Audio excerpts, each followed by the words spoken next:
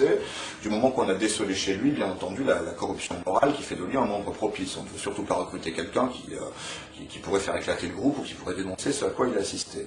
Donc on recrute des gens qui semblent intéressants et chez lesquels on a décelé cette espèce de vocation que je qualifierais de diabolique, de participation à ces activités.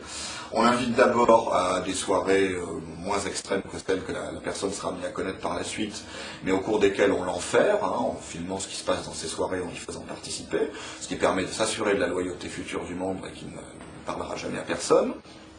Puis ensuite on passe à des choses de plus en plus sérieuses.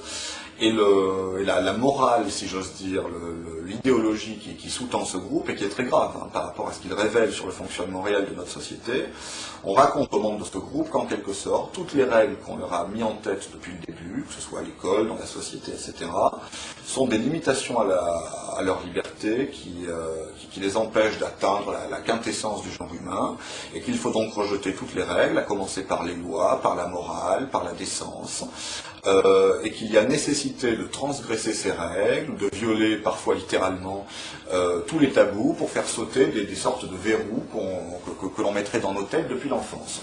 Et donc c'est ainsi que l'on commence par le viol, la torture, et pour en arriver au meurtre. Donc voilà des gens qui en effet après sont complètement débridés, imbus de leur pouvoir, et qui sont amenés, en s'encourageant les uns les autres, à aller toujours plus loin dans l'horreur. Donc il y a plein d'affaires ces derniers temps, et il y en a de plus en plus, il y en aura toujours plus, je crois, malheureusement, qui ont permis au grand public d'avoir quelques lumières, quelques fugitives lumières sur ce qui se passait vraiment. Je pense à toutes ces disparitions de gens, à toutes ces disparitions d'enfants. Je pense au suicide fort opportun du gendarme Jean-Père, de 2 balles différentes. Il faut vraiment se haïr pour se suicider de 2 balles différentes, à la veille où sa quête allait pourtant connaître un aboutissement, puisqu'il devait aller voir le procureur pour lui raconter ce qu'il avait découvert sur les disparus de Lyon.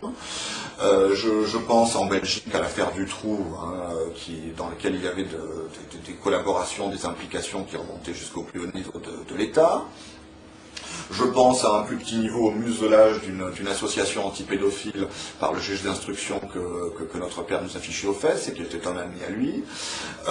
Il y a plein d'autres affaires. Bon, par exemple, figurez-vous qu'il y a un policier français qui est à l'heure actuelle en fuite sur le territoire britannique avec son arme de service, ce qu'on n'a pas manqué de souligner, parce qu'il semble qu'il a découvert des choses que l'on souhaite cacher à propos de la disparition de la petite Estelle Mouzin.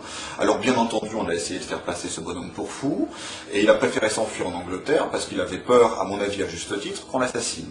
Et d'ailleurs, dans son enquête, il s'est heurté à des documents classés secret défense. Alors j'aimerais bien savoir en quoi la disparition d'une petite fille intéresse la défense nationale.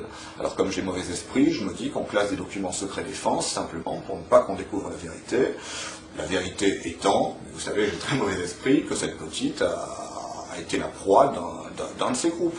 Donc voilà, c'est le réseau, bien entendu qu'entre magistrats et entre policiers, même si tous les magistrats, même si tous les policiers n'appartiennent pas à ce groupe, il suffit qu'il y en ait quelques-uns qui soient bien placés, bien entendu, pour dévier une enquête, et toujours nettoyer les preuves, et s'assurer que l'on ne remonte jamais jusqu'aux loups qui nous gouvernent.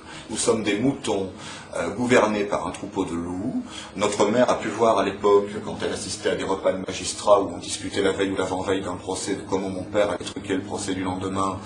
Elle était ressortie de ces repas entre nos tables, déjà, avec la ferme impression que nous sommes tous que des moutons comparaissant devant des tribunaux de loups quand on nous traduit en justice, en tout cas quand les affaires ont une quelconque importance. Et ce qui nous motive aujourd'hui, nous avons une double motivation aujourd'hui à dévoiler la vérité, en sachant que nous n'avons pas la moindre confiance ni en la justice, ni en la police, ni dans le système judiciaire.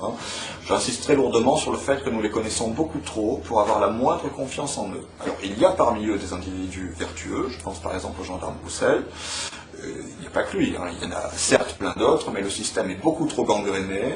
Vous savez, il suffit de mettre une pomme pourrie dans un panier pour que tout le panier soit très bientôt pourri. Les pourris se font avancer les uns les autres, se cooptent entre eux au niveau supérieur et s'arrangent toujours pour verrouiller le système. Ils ont des méthodes technocratiques terriblement efficaces. Et ils ne laissent rien au hasard, alors que les individus qui poursuivent la quête de la vérité sont bien trop souvent isolés ou mis à l'écart.